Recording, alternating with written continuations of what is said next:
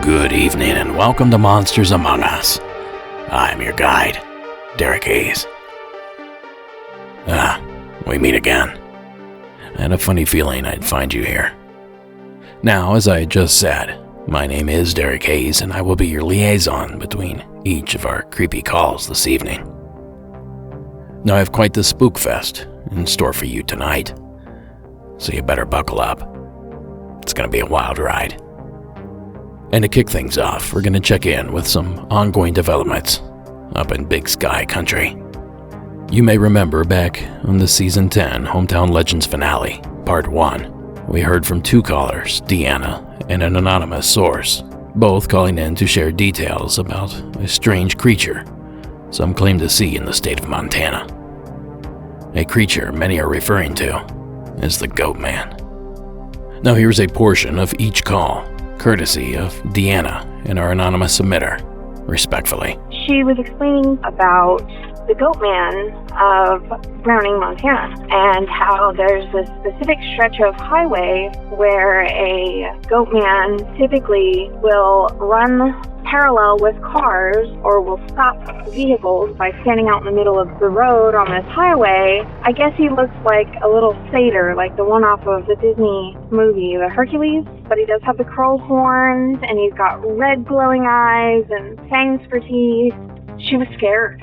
I remember her being absolutely terrified. He told me a story of when he was about 8 years old. He was walking along the street below the cemetery from a friend's house, and up on the hill in the cemetery, he saw what he described as a devil.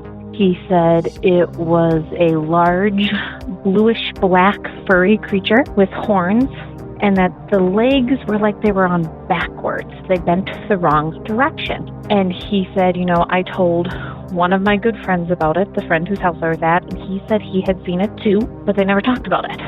Well, as it turns out, our anonymous source has some additional information that she would like to share with us. Hi, Derek. This is your anonymous caller from Big Sky, Montana that was featured in last season's Hometown Legends.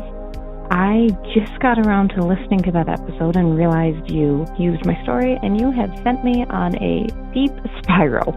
I had the story about the devil-like creature. You mentioned Chelsea, Montana, which is in the northeast Montana and is about 8 hours from me, and Browning, which is northwest Montana and about 4 hours from me. I'm in southwest Montana, but I started trying to research Dogman in Montana after you made that suggestion. And unfortunately, it's really hard to find stuff because there was a mysterious Dogman shot in Montana in 2018 that was just a gray wolf. But the one sighting I could find happened in Carbon County, which is in southeast Montana. So that's 4 different areas, each in a different corner of the state. No more information yet, just thought that was really cool. I'm going to keep diving on this whole Dogman theory and let you know if I can find anything. No, thanks again, caller. How convenient that all 4 corners seem to be represented. But is it enough to convince you that there is something strange taking place in the Treasure State? Well, to fan the flames of curiosity, concern, or perhaps terror, please welcome Sarah from Montana. Hi, this is Sarah from Montana. I have a pretty interesting story for you, and it's not my own personal story. It is a story. So my boyfriend's aunt, she has had some pretty interesting things happen to her. I live out in kind of a rural area of Montana in a small town. Kind of everybody knows everybody. I was at a family barbecue, and she looked over at my phone, noticed that I was scrolling through, looking at cryptid-type stuff and stuff like that. And so she's like, well, I have a story for you. I was like, okay, shoot. And so basically this took place back in the 70s, and her and her best friend, they were outside of a gas station. They were smoking cigarettes and just hanging out, and this guy kind of approaches them and asks if they could give him a ride to the Jocko River campground. That's about 4 miles up the road, and I guess back then, picking up hitchhikers, it really wasn't that big of a deal. So they were like, heck yeah, get in the car. And she said he was pretty quiet. There was nothing really weird about him. He had a long coat on. Basically, she said, he wasn't creepy looking, nothing like that. Just looked like an average guy, I guess, kind of clean cut, clean shaved. So they get in the car, and they're rolling down the road. So she's in the passenger seat. Her friend is the one who's driving. And she's fiddling with the lighter because she was going to light up another cigarette. And she drops the lighter on the floor. And so this guy's sitting in the back seat, and, it's quiet, whatever. So she drops the lighter, and she bends down to pick it up, and it kind of tucked underneath the seat a little bit more. And she has to, kind of stretch to get down there. And as she's grabbing the lighter, she looks under the seat, and this man has hooves. She swears up and down to this day, this man had hooves for feet. Black hair, black hooves. She said basically she grabbed her lighter, she sat back up in her seat, and she said she just tried to keep cool. And when they got to the mile marker to turn off to the campground, she said they got about halfway down the road, and she said she turns around to say something to him, and he is gone. Literally nobody else in the car besides them. She says she freaking just screams, and then her and her friend are just screaming, and she said that her friend just flips a Yui, and they got out of there. And to this day, she says that her and her best friend gave the devil a ride up the road. Every time she brings up this story, that's what she's always said. She said that night we gave the devil a ride up the road, and she just sticks to it. But anyways, yeah, that's my story. Huge fan of the podcast. Thanks. Bye. Thank you, Sarah.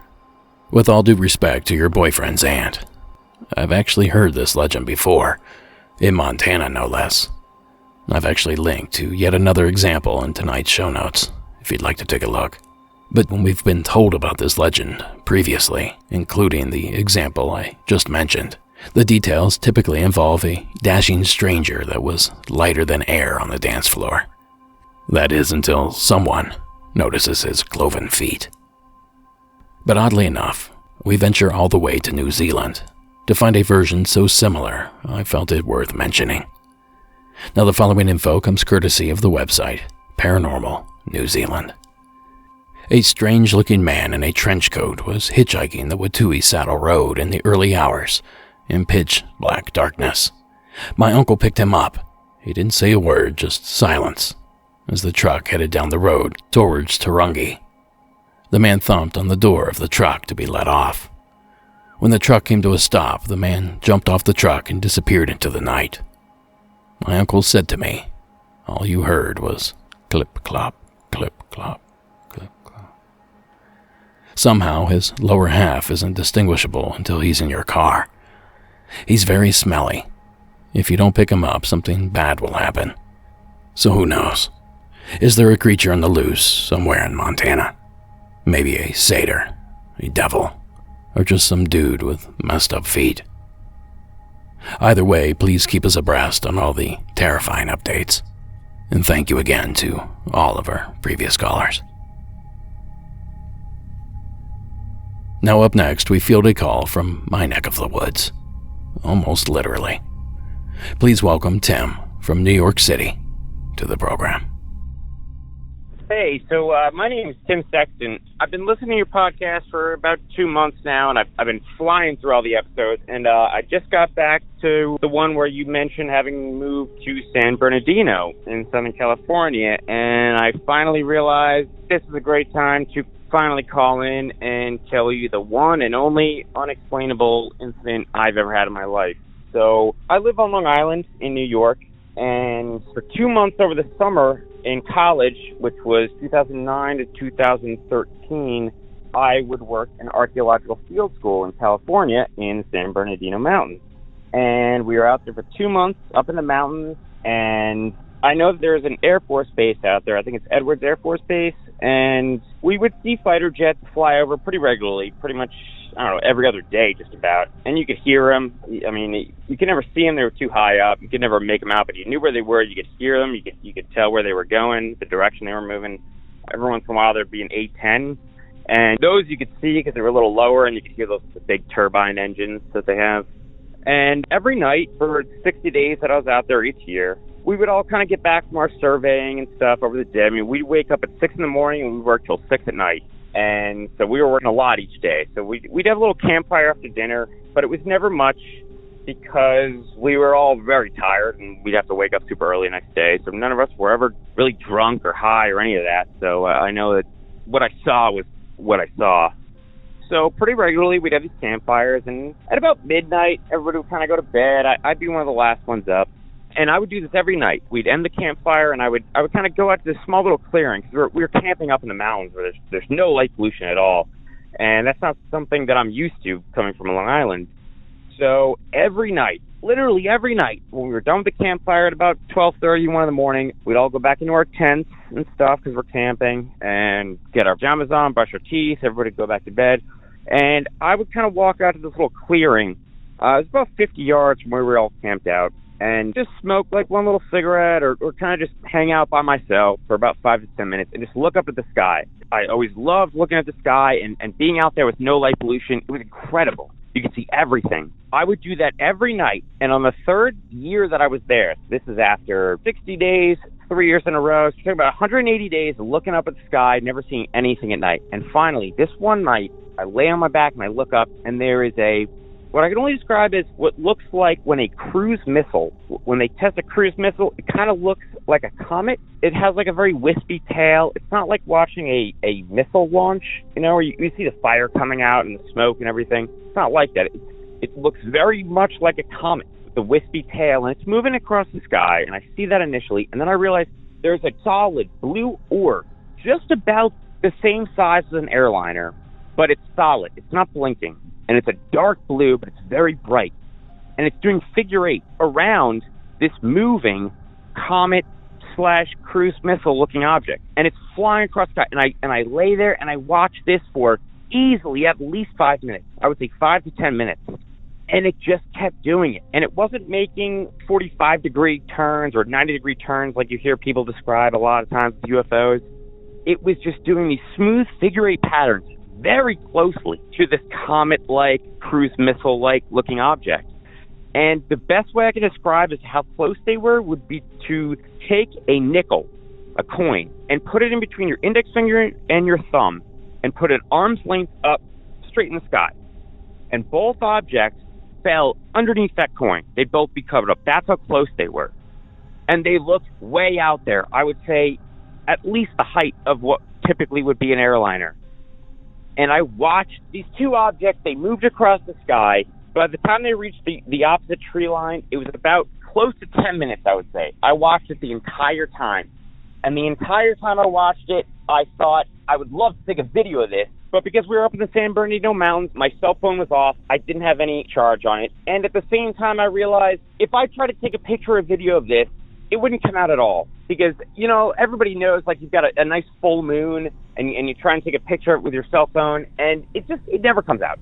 You look at the picture, and it's a dot on the camera. And again, this was back in 2013. So the quality of camera was just not good enough to actually get footage of this. And I've told a couple people about this, and I still can't believe it because it's the only experience I've ever had that was something that I cannot explain. Originally, I thought, they're launching a cruise missile, and they've got some kind of jet tracking it, to see what it's doing. But the more I watched it, the more I realized that the royal blue dot, the bright blue dot, doing figure eights around this object just was nothing I've ever seen before. It was I can't even describe it. I could just look at it and know that it didn't seem human. It didn't seem like an earthly technology. And I started to think, well, maybe Edwards Air Force Base launched this missile and some UFO saw it and scooped in and is trying to watch it and see what it's doing. And then I thought, well, that's crazy. That seems a little out there. So, honestly, I really don't know. The following morning, I drew a small little diagram on a piece of cardboard to make sure I remembered exactly what it looked like, the scale of both objects, and I still have it in my wallet to this day, and I can email that to you because I know that when people view something and then they try and recall that years later, your memory is kind of distorted, and the more often you recall that memory, the more severely that memory is distorted. So by the time you've recalled the same event 10 times over the following 15 years, it's not quite the same as what you remembered. And I'd just like to say I love the show. I'm glad I finally got the balls to call you, and keep it up, man. All right, have a good one. Thanks, Tim. Now, I suppose there are several areas up here worthy of an archaeological dig, but I can't help but wonder if you were based out of Rock Camp, which is relatively close to Monsters Among Us Studios. It's a place full of bedrock mortars where the Serrano Band of Native Americans ground acorns in the fall. Now, it's an odd place that gives you a strange feeling. And I actually did my own fruitless UFO investigation there a couple summers ago. Maybe I should try that again sometime soon. Now, regardless, these mountains have certainly seen its fair share of unexplained objects in the sky. In fact, the following was pulled from the app Next Door, submitted by Diane M., who lives somewhere relatively near to me. UFO? Did someone happen to be on the 18 about 45 minutes ago? There was a tube-shaped thing hovering over the basin, and it wasn't moving. I pulled over as quick as I could to take a video, but before I could take the video, it shot off. It was so awesome to see. I stumbled upon that the other day and got pretty excited. And I can say that the skies up here are fairly clear, so if you're going to see a UFO, this would be a good spot. So thanks again, Tim, for sharing your entry. Now, if you have your own true paranormal story to share, please call the hotline at 1-888-608-NIGHT. That's 1-888-608-6444. Now, our next story comes to us from Eunice, here in the state of California. So please, join me in welcoming her to the program. Hi, Derek. It's Eunice. I remembered a story that my parents told me, and hopefully you can use it. By the way, I got my merch. I love it. Just wanted to give a shout out. So this story takes place in mid-2000s. We used to go camping every year to the river, the Colorado River, out in Arizona, and we would stay at a campsite. So we would travel through Needles specifically, and there was this highway. Everything around was just dirt, and you could see across in the distance, and you can see the town, but everything surrounding it is just pure dirt. 2-lane highway, just little rolling hills. So this is not my story. It's actually my mom and my dad's story. I happened to be there, but I don't remember that because I believe I was sleeping in the car. So we're driving back from camping. We're going home, back to our home in California. We're in Arizona, and we're traveling on that 2-lane road. And my mom, she tells my dad, there is a woman in the road. Move away so you don't hit her. So as she described it, there was this woman all in black walking on the side of the road, purely dirt. And my mom, she claims that there was a shift. There was like a draw. Something was drawing them, the car, towards her. And it's kind of interesting because we're hauling jet skis. So my dad's driving a heavy-duty truck and jet skis, and that's a pretty heavy load to just kind of shift very easily. So she felt this pull. I asked her if she ever saw the woman's face. She said no, but she was tall and slender and was all in black, and she could not figure out if she was wearing jeans or a dress. She just said she was all in black, and it's obviously in the middle of the night, probably around 10, and that particular road, there's not a lot of cars, not a lot of traffic. So sometimes you'll have a car following you, give or take. So it's a pretty empty road. So it's kind of strange to see somebody there. So I asked her, what did she think about the woman? She said, well, I think it was death, la muerte, as you would say it in Spanish. She said, I felt like she was drawing us. And I mean, there aren't cliffs that you can go off to. You would just go on a flat area. But I mean, it is very possible, as we were hauling heavy stuff, that we could have gotten in an accident. But I just thought it was an interesting story. I asked her if she could see through her or anything like that. She said, no, she was solid as can be. Another story I have that I was part of, that it takes place in the same place, essentially, a couple miles down where we do camp, and the campsite, the restrooms, you have to walk up like 20 flights of stairs. It's just one long staircase going up. It's in the open. You could see, once you get up there, it's like a little platform. You could drive up to it, to the restrooms on the campground on the side. So I was younger, so my mom would always accompany me because it's still a public place and anybody can go in. So we go up the stairs and it's purely quiet. I mean, you could hear little animals. There's skunks, raccoons. It's the desert. And we go up the stairs and we make it to the platform because also you could drive up to it, but it just was a pain to do that. And me and my mom are just walking, and it's the men's restroom first and then the women's restroom. And it's like, I'll try my best to describe it. It's in the shape of a cube.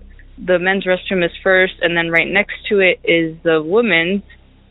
And if you look ahead, it's a kind of like an invisible corner, so you cannot see if there's somebody coming out of the women's restroom or coming off from the side of the women's restroom.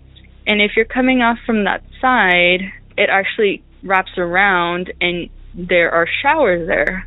So as we're walking past the men's restroom, and there's like a little parking lot, we see this man panting and coming round the corner, and he is bloodied on his face. And I was younger, probably in my teens, and I just look at my mom, and she just kind of looks at me and brings me closer. And I'm just like, what is going on? Did this man come out of the women's restroom, or did he round the corner? Like, where did he come from?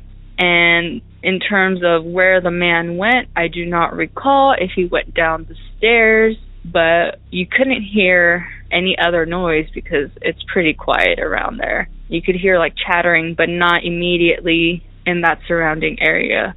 We entered the women's restroom, and there's this woman who's doing her makeup, and it's really hot because it's summer and it's Arizona, and she's just smiling at us. And I just look at my mom again and think, did she not hear that man just panting so loudly? And she's just in here fine, and maybe she doesn't care.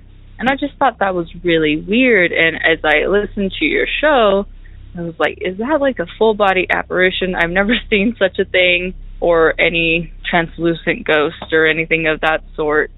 So yeah, thank you. I love the podcast. Hopefully you can use my stories. Keep up the great work. Bye-bye. Thank you, Eunice. A nice 2-for-1 submission. And a huge thanks for picking up some merchandise. We strive pretty hard to come up with unique designs crafted by fellow paranormal-themed artists. And if you have a look at our shop, I think all that'll be obvious. You can visit monstersamonguspodcast.com/shop, and that gets you access to pretty much everything we have to offer. Almost.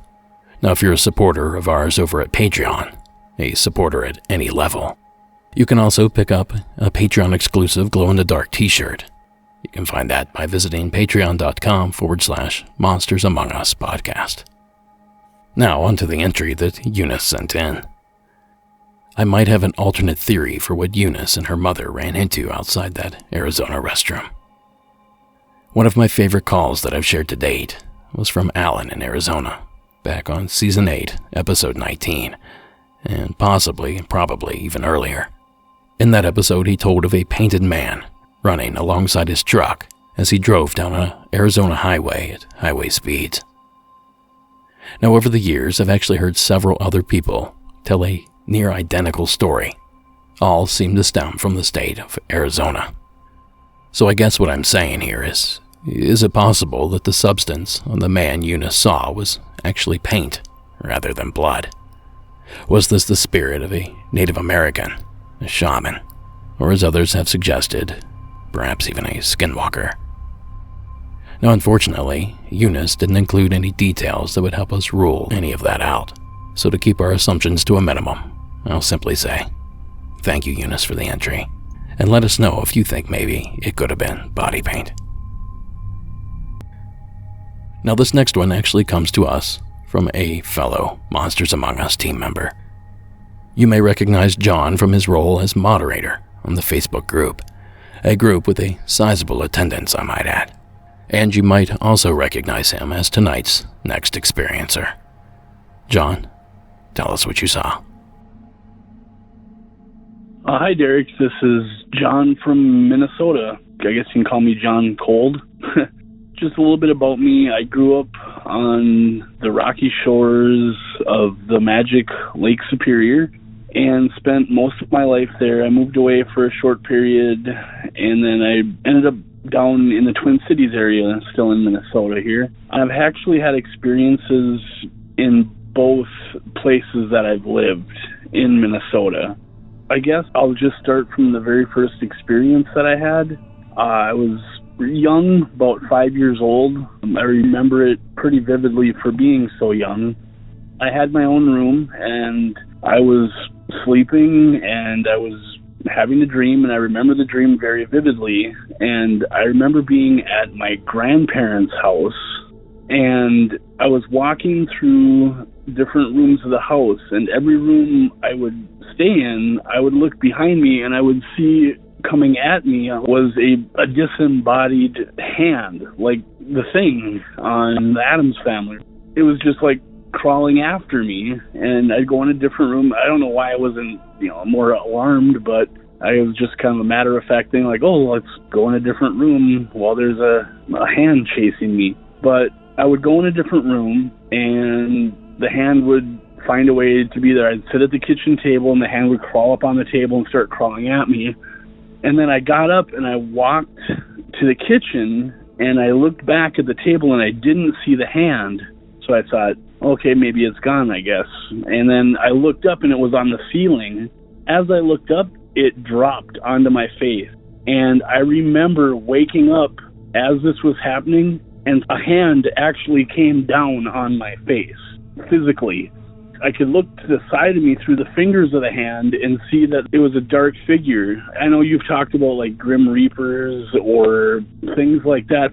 I couldn't see a face. I couldn't see anything. All I could see was a dark mass that looked like it was wearing a robe, and it put its hand on my face. Like, I don't know how it would have known to do that during my dream, but it was exactly as it was falling. It scared me, and I woke up, and as I woke up, this hand came down on my face. And I remember knocking the hand aside and just in one motion leaping out of my bed and jumping across the door. Was right about 2 feet to the right of my bed, and I went to open it, and I couldn't, which was weird because the door didn't lock. It was one of those old doors with the metal handles, a little skeleton key type keyhole in there, but there was no key needed for it. It didn't lock. But I couldn't open it. I was kicking it and pushing it and hitting it with my body and screaming at the top of my lungs. Then after like a few minutes or so, my mom finally came. She heard me screaming and tried opening it from her end, and at first it wouldn't open either. And then she told me to quit pulling and let go of the door so she could open it, but I wasn't. And then finally it just opened.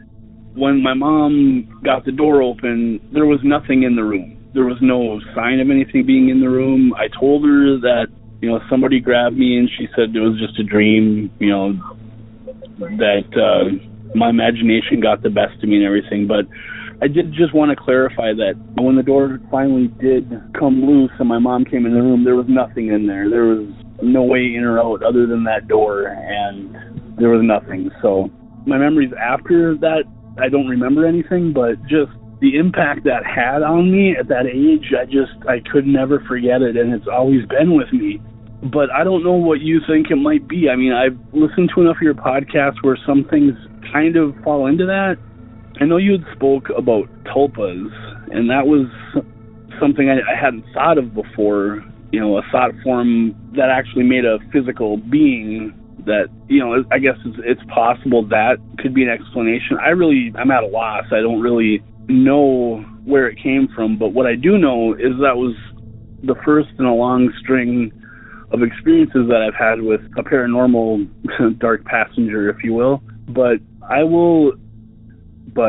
just want to say, you know, thank you so much for the podcast.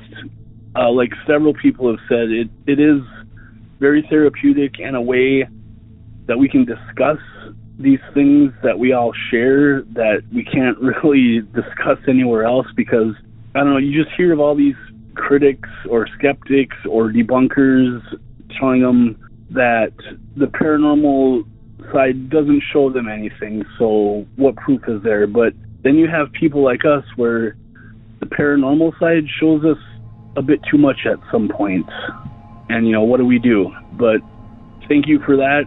Keep up the great work, and I will talk to you soon. Thank you. Thank you, sir. And thank you for your countless hours of tending to our little group as well. Much appreciated. Now, this is certainly a wild one. And to be frank, I have a difficult time not siding with the mother on this one. I could easily see how a young man, such as John, could have had a nightmare that was so bad that it carried his fear into consciousness, just long enough to get a good freak out. But then again, I trust John, and I think John believes the events that happened to him. And also, how would you explain the door that was seemingly stuck? Maybe this is just one of those stories where we ask the listeners if they've experienced anything similar. You know, fingers over your face as you're trying to sleep. If so, we'd love to hear from you. Until then, another big thanks to you, John.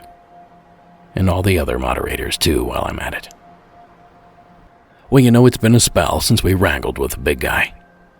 So to remedy that, please welcome Patrick from the Golden State of California to the program.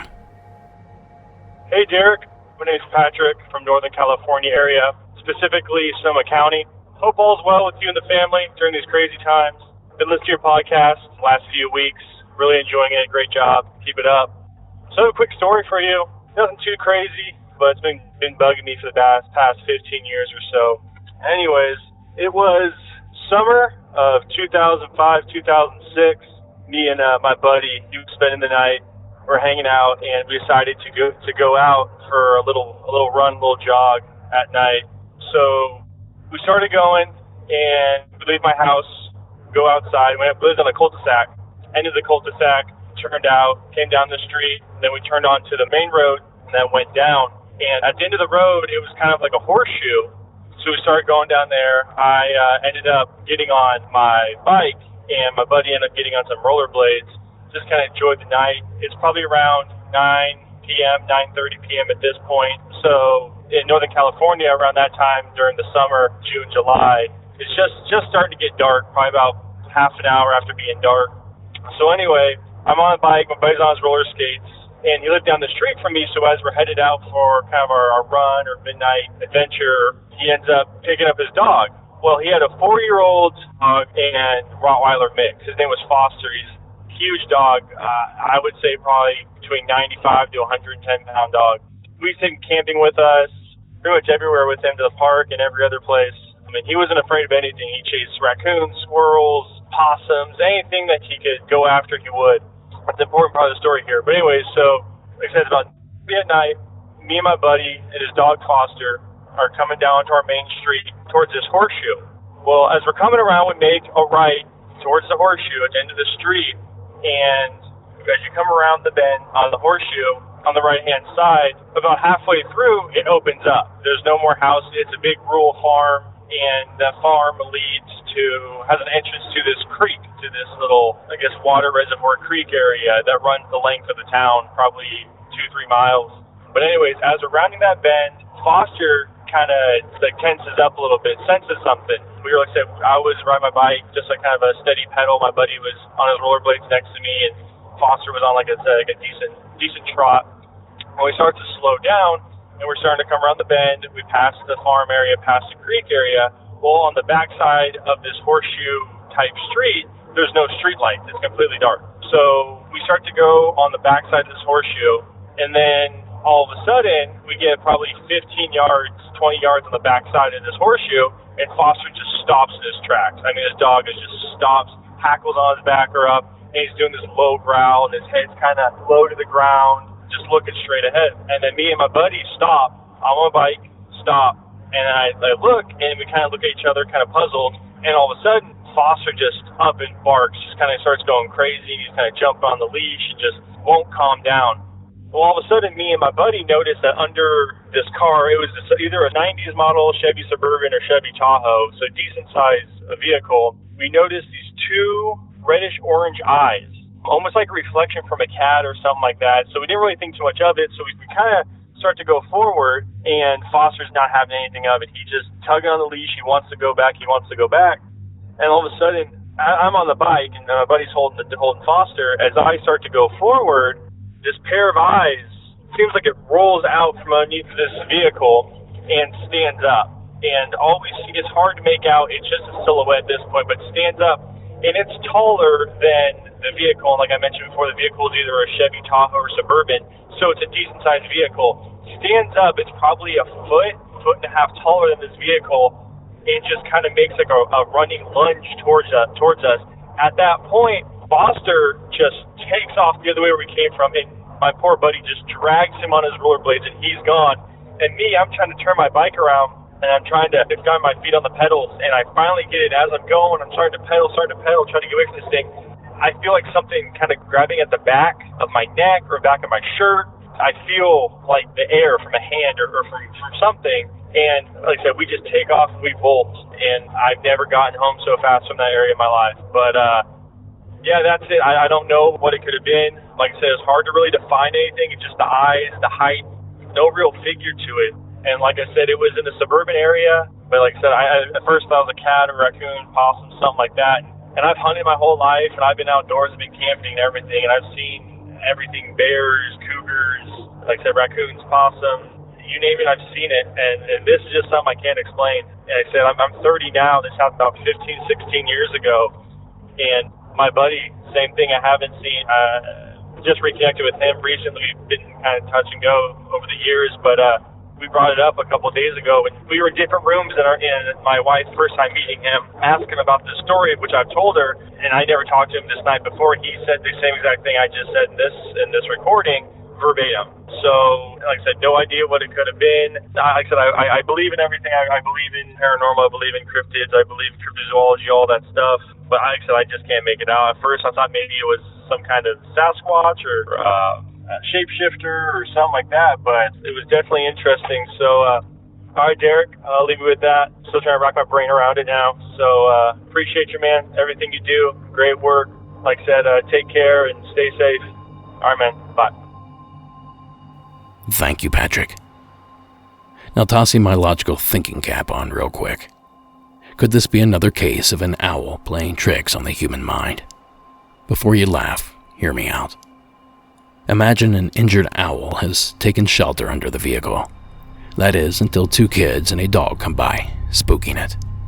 So it somehow hops or flies to the roof of the vehicle, in an attempt to stay out of harm's way. Only it's too dark to actually see the owl.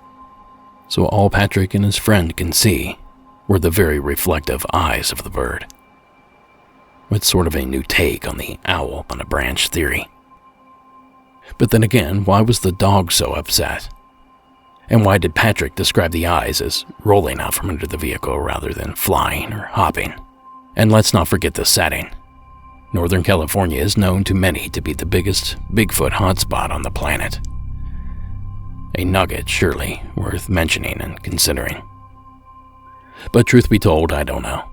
What I do know, the experience made for a great little entry. So thanks again, Patrick, for sharing. Well, guys, just like that, we've reached our final entry of the evening. And for this one, we hop on a plane, cross the pond over to the UK, where Frank has an entry to share with us. Hi, Derek. This is Frank from the UK. I really enjoyed the podcast very much and wanted to contribute to it for a while with an experience I had. But the impetus for this particular call is from reading a section of my grandfather's book, which I thought was quite intriguing. So the book itself is part family history, part autobiography. The particular section was detailing an encounter he had in 1935. So around this time, he was a young man employed as a milk inspector. So he would go around the farms in the county of Berkshire, about 18 miles northwest of London, making sure milk quality was to the standard acceptable, and he'd report back to the council. That was his job. So while driving between farms, he essentially encountered what he called an intermittent village, a village that appeared and disappeared along the same road. And sometimes he'd drive through, it would be there, and other times it wouldn't. It's probably better that I just read that extract from his book, just to give you the flavour of his experience. So he says, it could be a crisp morning without fog, and with plenty of sunshine to illuminate everything about that valley. And I could be driving without blinking down that same road, and I wouldn't catch a peep of the little village I'd seen yesterday. The very next day, there it was again, emerging from the trees as I turned the corner with the car. There would be a few thatched cottages on my left as I was coming up, a third house of Georgian architecture a little further down on the right, and a common with a well set in front of the fourth and fifth house dead ahead as I came to the junction. The roadway became noticeably coarser, and when accelerating, the vehicle would often feel buffeted by the wind on the right side as the trees remained still on the verge. No people were visible, and the doors to my vehicle remained firmly closed once the peculiarity had presented itself, conscientious as I was at that young age. This intermittent village was as common as it was uncommon a sight on my journeys around the Shire in those early years, and the nature of the phenomenon had left me perplexed. No prosaic explanation has been forthcoming. So yeah, I thought that was quite interesting. It doesn't actually say in the book where exactly that phenomenon occurs, but when I mentioned this to my dad, he actually remembered Grampy talking about this same experience, and he recalled it was between the villages of Tufts Clump and Burnt Hill, which I thought were quite characterful names in and of themselves. Since then, this area seems to have been urbanized, so it seems whatever vanishing village might have been there has been crowded out by the material. But anyway, that's all I have to share. Just a little interesting tidbit. Thanks for all your work on the podcast, and have a good one. Thank you, Frank. Here's a story we've touched on in the past, or at least one like it. I've heard a dozen or so disappearing house stories over the years, each quite similar to the last.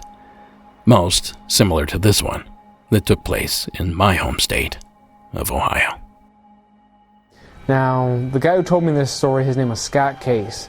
And in high school, he went and hung out with one of his friends, spent the night in the New Richmond area, New Richmond, Ohio. And they live right next to a cemetery. So his dad pretty much mowed around the gravestones and things like that. They took care of it. So one night, the guys were out there kind of playing around just outside. And they go up the hill, because the cemetery's on a hill. And they look out into the woods, and there's a big open field on the other side of those woods. And they see a light there, and they're like, wow, I wonder what that is. And they'd never seen it before. So they walked across this field, and there were some people out there. They had a fire going, and they were just, hey, come on over. So they came over, and they said, oh, hey, how's it going? And they hung out with these guys all night. They really liked them so much they wanted to come back again the next day.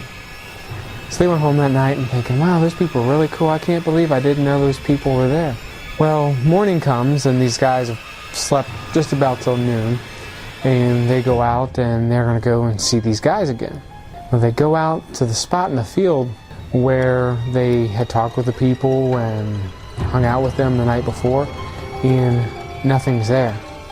The house that was there, all that's left is what's left of a foundation. They later found out that that house had burned to the ground. Now that clip comes courtesy of Shane Reinert on YouTube. But you know, this is the first example I can recall that describes an entire village going missing.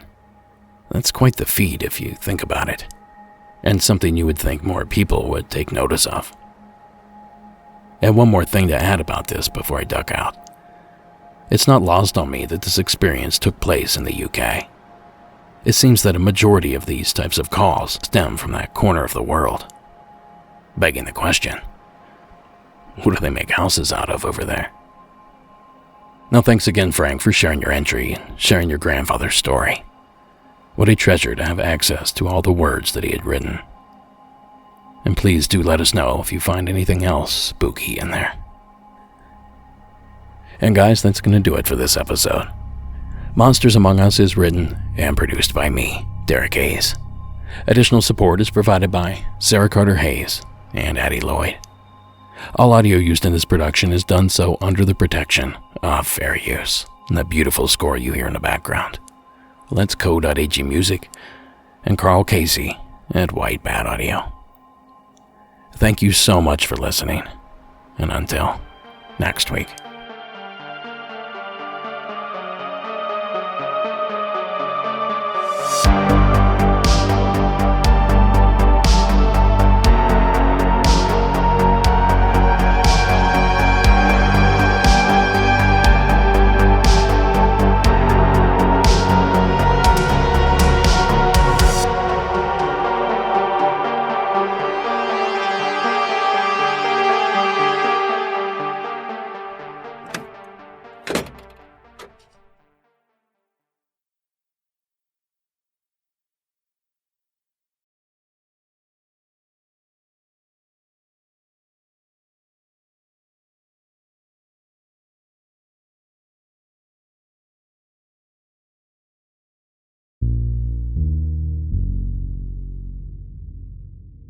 Now tonight's secret entry from the state of New Mexico comes to us via Taylor. Hey Derek, this is Taylor calling from New Mexico. I was actually listening to the Skinwalker story on your grab bag episode, and that kind of freaked me out. So I started thinking about other stories that I had, and I'm Navajo, so I was initially getting a prayer done just because me and my dad, some weird things had started happening to us. So traditionally we got a prayer done we were getting it done by a family friend. He's a medicine man, and I was basically the main patient because I was leaving back to school in Phoenix. So my parents just wanted to do a prayer to make sure that, I have the right mindset and things like that. But he was singing a song and I was sitting to the left of him. But he set out, he kind of had a rug kind of rolled up, and he unrolled it between both of us, and this rug was maybe 3-4 feet long and maybe 3 feet wide. And when he unrolled it, he had all his little pouches of medicines and stuff in it, and there were things that he would give to me, and there were things that would just sit there, he wouldn't even use them. At this point in time, what we did was you have to sit in a circle, and I was sitting right by the stove, so it was to the right of me, the medicine man, the rug that he put between us, me, my mom, my dad, and my aunt. And it was just us.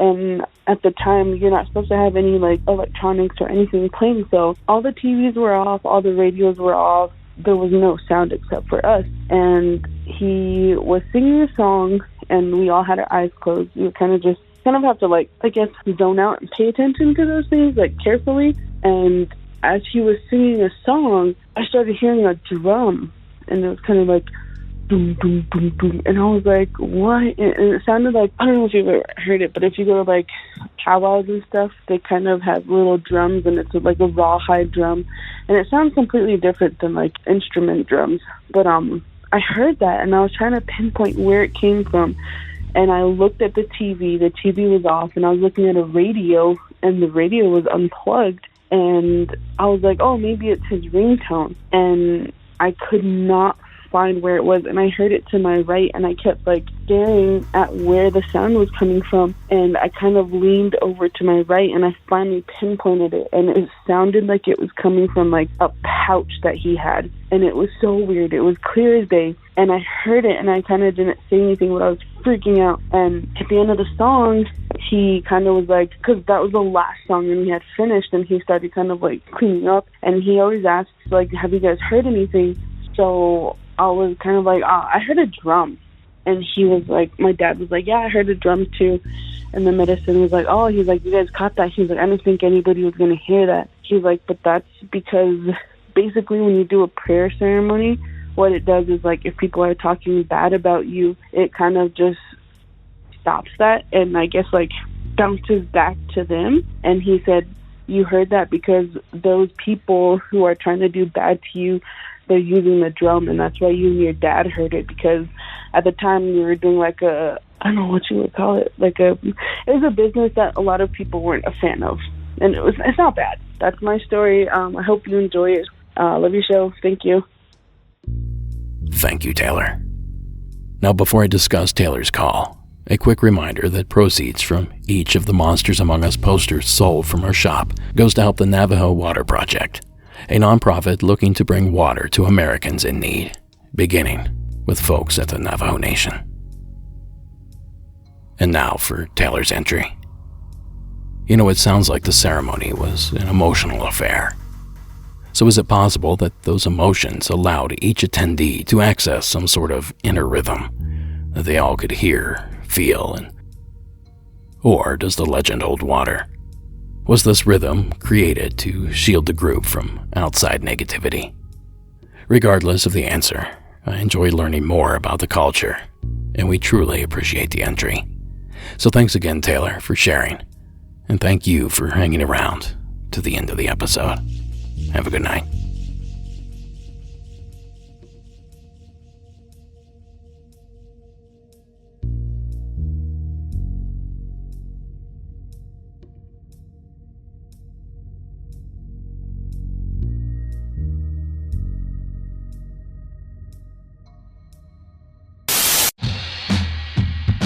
Have you ever encountered an unexplained hairy bipedal hominid in the woods? Have you received telepathic messages from an unidentified aerial phenomenon? If so, then you need to listen to Bigfoot Collectors Club. I'm Michael McMillan. And I'm Bryce Johnson. And together with super producer Riley Bray, we make up the Bigfoot Collectors Club. That's right. Every week we talk to actors, comedians, writers, and paranormal experts about their personal paranormal histories and share stories of high strangeness. Like the time when we talked to Craig Ferguson about the Loch Ness Monster and when a sea witch told him he had raven magic. Or the time I asked Pitch Perfect's Anna Camp her opinion on cattle mutilations.